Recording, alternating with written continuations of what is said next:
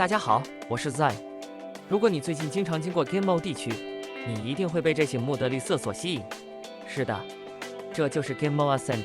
今天的进步是惊人的，大家可以看到，这个建筑的外墙工程已经完成了一大半。这个标志性的亮绿色装饰板已经用网大面积安装了。在 BTO 施工中，外墙颜色的出现意味着结构工作基本完成，现在已经进入了精装修阶段。我在现场观察到几台起重机仍然非常活跃。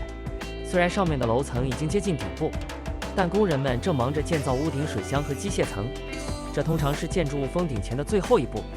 大家注意地面，围栏的施工已经开始清理施工杂物，这预示着未来几个月，我们将看到地面景观和公共设施开始施工。与官方的交付时间相比，目前的步伐非常紧张和稳健。从深坑到现在的高楼 ，Ghim Ascent 真的改变了很多。